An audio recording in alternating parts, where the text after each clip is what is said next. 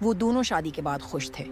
ان کی محبت کی بنیاد پر بھروسہ، وفاداری اور ایک دوسرے کے ساتھ وقت گزارنے کی خواہش تھی۔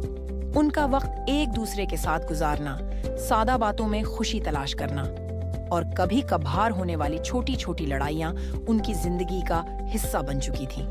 لیکن ایک دن کچھ بدلنا شروع ہوا۔ تمہیں یاد ہے جب ہم ہمیشہ ساتھ وقت گزارتے تھے؟ اس نے ایک شام بیوی سے پوچھا۔ ہاں، وہ اچھے دن تھے، اس نے جواب دیا، لیکن اب ہمیں اپنی اپنی جگہیں مل گئی ہیں۔ یہ الفاظ اتنے سادہ لگے، مگر ایک نہ ختم ہونے والی تبدیلی کا اشارہ دے رہے تھے۔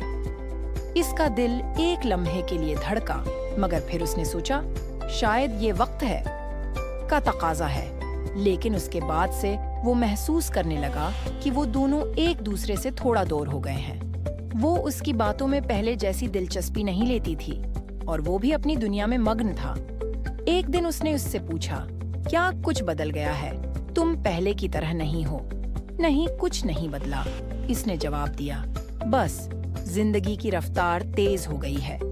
جلد ہی وہ محسوس کرنے لگا کہ ان کے درمیان کچھ اور بھی ہے جو ان کے درمیان آ گیا ہے۔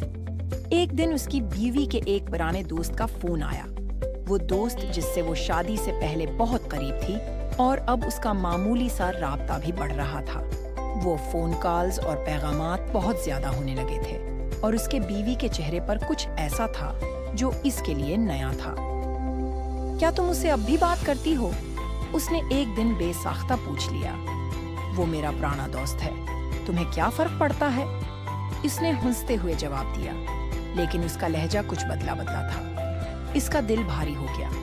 اس کی بیوی جو کبھی اس کے لیے سب کچھ تھی، اب کسی اور کے ساتھ بھی اتنی خوشی سے بات کر رہی تھی جیسے اس کا وجود محض ایک فزیکل موجودگی بن کر رہ گیا ہو، اور یہ اس کے لیے اتنا تکلیف دہ تھا کہ وہ کچھ کہنے کی ہمت بھی نہیں کر پاتا تھا۔ اس نے فیصلہ کیا کہ وہ اس بات کو نظر انداز کرے گا۔ لیکن پھر ایک دن جب اس کی بیوی اور وہ دوست ایک ساتھ بیٹھے نظر آئے، اس نے خود سے سوال کیا، کیا وہی محبت جو ہم نے شروع کی تھی اب بھی باقی ہے؟ چند مہینوں کے بعد وہ دونوں ایک شام گھر میں اکیلے بیٹھے تھے۔ اس نے اس سے ایک سوال ہے پوچھا جس کا جواب اسے ابھی تک نہ مل سکا تھا۔ کیا تم نے کبھی میرے بارے میں سوچا؟ تمہاری باتوں اور عملوں میں مجھے کبھی وہ پرانی محبت نظر نہیں آئی۔ کیا ہم نے اپنی محبت کو خود ہی کم کر دیا؟ بیوی خاموش تھی، جیسے وہ کچھ کہنا چاہتی تھی مگر کچھ کہہ نہیں پا رہی تھی۔ پھر آہستہ سے اس نے جواب دیا، تمہارے سوالات، تمہاری خاموشی، تمہاری غیر موجودگی، یہ سب میری زندگی کا حصہ بن گئے تھے۔ تمہاری محبت میں اتنی شدت تھی کہ کبھی میں بھی اس کا حصہ بننا چاہتی تھی، لیکن جب وہ ہو گئی تو میں بھی اس کا حصہ بن گئی۔ محبت سست پڑنے لگی تو میں نے دوسری چیزوں میں سکون تلاش کیا۔ اس کی آنکھوں میں ماضی کی یادیں اور دکھ کے آثار تھے۔ اس کا دل چاہا کہ وہ کچھ اور کہے، لیکن اب وہ جان چکا تھا کہ بعض چیزیں وقت کے ساتھ ختم ہو جاتی ہیں۔ تو کیا ہم نے خود سے ایک دروازہ کھول دیا؟ شاید، لیکن جب انسان اپنی محبت کو گم کرتا ہے تو وہ خود ہی پھر اسے ڈھونڈنا چھوڑ دیتا ہے۔